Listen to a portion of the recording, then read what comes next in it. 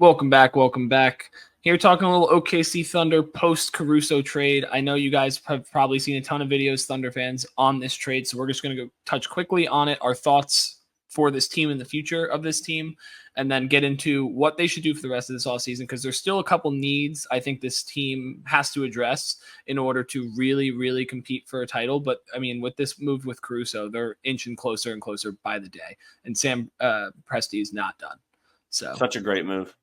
Yeah, I mean, just getting him for Josh Giddey, it's a D White to the Celtics or Drew Holiday to the Celtics type move in my mind. It just is that level of an impact player that Caruso is. And let's not forget we're talking about a D-play finisher here. Yeah, like this guy is all NBA first team year in, year out, should be every year. Like he is one of the best perimeter defenders in the NBA. A hustle guy, will do every little thing on the court. Just an unreal move, and I think fits perfectly alongside what the Thunder are trying to do. And Giddey kind of got played out of the rotation come playoff time, and it was showing the Thunder's biggest weakness, and that's with him on the ball. It just kind of limited off the ball. He was really bad, and teams could just sag off. So now you got a guy in Caruso that they have to respect, and a guy that's going to do a hell of a lot more hustle and better defense than Josh Giddey provided. Towards the end of the playoffs, you could tell that the ball, like this is how it works with these teams that have really good isolation players towards the end of games. The ball is going to play through them no matter who your primary ball handler is. So it got to the point where he couldn't even be on the floor at the end of the game. He's not going to impact the game without the ball in his hands, and it's never going to go through him and not Shea in that situation. You got AC, who, as good of a defender as we said he is, he can also spot up.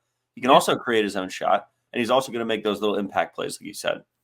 Yeah, no. So, I mean, you probably heard all about this from other people that you watch, but we're going to talk about what they should go. No, they came here first. I would love that. But going on to what they should do now after the fact, draft is coming up here in the near future. So we're going to go through a couple of stuff that they could do in the draft, some trade targets that they could possibly sign, and all of that kind of stuff. We'll start off with the draft. They only have the 12th pick in this entire draft, which for how many first-round picks they have and all the picks, kind of seems crazy. But they can use those picks in the future or to move up in this draft, which is where I'm going to start us off. I'm going to say that they can move up to like around 6 or 7 and hopefully get Donovan Kling again. I know I'm probably butchering his name. However, he's 7'2", 280. He gives you the size and hopefully rebounding that you need, because I think that's the Thunder's biggest need right now. They got the perimeter defense now with Caruso and Lou Dort. Like, that's a lock. Shea and Jalen Williams are pretty solid, and Chet is obviously one of the best rim protectors in the NBA already after one full season. So getting another guy that's 7 foot, can bang with the bigger guys down low and just give you, honestly, 20 minutes a night is going to be huge. And also it allows Chet to play at the 4 and get some better matchups for himself to score down low, or honestly just off the dribble and use his size a little more, where instead it was more you have to just beat the big because he's smaller and skinnier and faster. That's definitely the hole they need to address. I think they needed, as good as J-Dub was, a real primary wing defender, so they took care of that with Caruso. Being able to play Chet at the 4, like you said, makes his matchups a little bit more favorable on the offense. Let me pause this 1 second. Sorry. I don't think Clingan would start, but I think there'll be minutes in the game where, like, he's kind of stocky, right? He's not like a twig. No. And so, like, when you go up against the Minnesota Timberwolves in the playoffs next season, probably, you're going to see Karl-Anthony Towns, Rudy Gobert, and Naz Reid, 3 bigs. You're going to see Jokic. You're going to see all these Anthony Davis. Like, you're going to see these bigs, and you need to have size to bang with them that Chet just doesn't have. So I think come playoff time, we could maybe see that. But normally, I still think Chet will start at the 5s. But go ahead. Sorry. I remember. I think Chet at the 4. That just creates more favorable matchups for him on offense. A lot of the issues I think with him was, especially in the playoffs, like I don't want to give him full ghost status. I've given some people full ghost status this year. I'm not gonna give him that crown. But I think he started trying to play too big. Just like you've been playing big like that your whole life, and now you're playing guys who are bigger and stronger than you. I think his dominance could come from more of like a finesse angle, as big as he is, until he fills out a little bit. So him at the 4 just makes it easier for him to do that. Yeah, it's similar to what we saw with the Cavs, where Evan Mobley is playing at the 4, which Chet is a way better fit at the 4 because he can actually shoot the ball at a decent rate and volume. So it's just one of those things that I think would be really, really interesting to see. But that's as if they want to probably use a first and a couple seconds to move up, which they have the picks to do it. You got to use them at some point. They don't have too many picks for roster spots. Maybe they could take him for a player. Like, yeah, maybe you move off a player and then you move up, including with a first round pick. Something. No, I mean, you take your picks and compile them and go after somebody. True. We're going to get to that after. Okay. But I'm saying just for the draft, you can use one of those picks because you didn't have to give up one in that Caruso deal, which is huge for the Thunder. So being able to do that and moving up in the draft is a likely thing that I see the Thunder doing for years to come. And with 5 first-round picks, yes, there's some protections on them, but being able to move up, I think, would be super, super clutch. And Presti definitely sends escorts to these other GMs or strippers or something because he just fleeces all these teams. It's unreal. He's a businessman.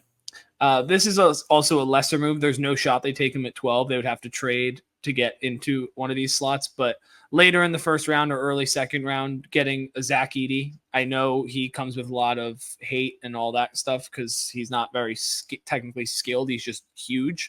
But those are just the kind of guys that you need. Like, you just need a big guy that can rebound and finish inside and catch lobs. And I think Zach Edey does that well enough. I don't love it, but it's just another body that you can get come draft night that fits the mold of the guy you're looking for. Because while this class is a little weak, you can find some bigs to fill a role for 15 minutes a night in this class, and I promise you that. They would dominate the social media space even more with Zach Edey. That'd be unbearable to watch. Those 21-year-old girls running the OKC Thunder TikTok would be so annoying. Yeah, no, it'd be something. But that's it for the draft stuff. I mean, at 12, the popular pick is Jalen Williams' brother, Cody Williams from Colorado. I like that fit. Another shooting wing that's really young is always going to be good in this league. And you want to get guys who can fit the mold. They're all getting along so well. Like, this is what makes it hard to draft. Also, you want the guys who can fill the specific basketball role you need, but you're building such a tight-knit group over there that you want to fit in. And that's where I think he could come into play. Yeah, no, he definitely fit right in with the guy. He's probably already met all of them a ton of times. Like, this is just one of those picks that I've seen him as high as like 6, and I've seen him as low as like 20. So this is not a thin asset situation.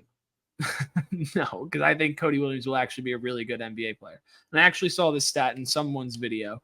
There has been 3 All-Stars in every NBA draft class at one point in their career since 1954. Just got to find him, pick him out of the weeds. So, like, you might get a guy at 22 that no one was really thought was that good. That is going to be an all-star. And like Cam Thomas, great example. Nick Claxton. Neither have been an all-star. But very young. But yeah, but like there's gonna be really good players in this draft. There's just going to be. I know the draft class is weak, but moving up for a guy like Clinnigan, I think would be really, really interesting for this Thunder squad. Let's talk actual NBA players that have been in the league. A guy I mentioned midseason or by the trade deadline, I said Andre Drummond, I think would be interesting. I don't love Andre Drummond, the basketball player. I just think it's another way for them to get bigger and rebound. Like, that's the 2 things Andre Drummond does. And that's what you need. You're not going to get him. He's not going to be playing 30 minutes a night. That's not what you need for. Isaiah Hartenstein also could be a very good move. I like that a lot too. I like that a lot too. But those kind of guys, Hartenstein, I love a lot more than Andre Drummond. I was just throwing one off the top of my head that I've mentioned before. But no, let's talk Hartenstein. I think that'd be great. I mean, timeline wise as well, he's like what, 20, 25? I'll look, but yeah, 26. Probably early. Here comes Speedy Hands Matt. Jamie, look that up. He is 26. Good shout. So that fits right in your timeline. He is going to command, like we said, around 15 to 18 mil a year, allegedly. Apparently, it's as high as 20. Teams are probably going to offer him 4 years, 80 million, and the Knicks can't pay that. So he's going to probably be moved. They're just like he would be great on the Thunder. He'd be unbelievable. I think if adding him and Caruso, and that's all you did this offseason, and you draft someone at 12, or maybe even move up and you get Clinnigan still, if you do all 3 of those moves, I'm not kidding. That team might be my second favorite coming out of the West next year. And I think they already are pretty damn close to being that, but they'll be solidified. I can't put them ahead of Denver yet. I just can't. But I think that would. I was thinking about iHeart, talk with my boy about it yesterday. Sorry, little technical difficulties. We're back. Resume. Tropical storm here at the Jersey Shore, little power outage. Again, me and my boy were just talking shop about iHeart. I haven't heard anybody mention that. I don't know if you have, but that was just I've seen tweets and stuff like that, but yeah, that just came to the top of my dome yesterday, and like I think if we're talking fit, that's hands down the best possible option that you could get. Yeah, I mean, think about who he just played with for the last 2 seasons. Jalen Brunson, who plays, I don't want to say a similar style, but well, that's not a bad take there, Matthew. I think Shea is very comparable play style and efficiency and output, and Hart filled that role super well. He'll also be able to bang. He's not just a rebounder. It's not like you go get JA to pull in 18 ghost rebounds a game. He'll go in there and bang with Yoke. He'll go in there and bang with AD. He'll go in there and bang with Cat. Like he's a physical guy as well, and he's from a gritty team, which is I think what you need to fit that mold. Yeah, no, I mean, one of the best offensive rebounders in the NBA, coming from a team that is the best offensive rebounding team in the NBA. And that just everything we've mentioned throughout this entire video has been about size and rebounding and being able to play pick and roll with Shea. So there's no better guy to me that you can sign off the street right now for this team than Isaiah Hartenstein. And that's a great call from you. But yeah, I mean, that's it for this one. Leave your trade ideas in the comments because we want to hear them all. But like, comment, subscribe. We'll see you guys next time. Peace.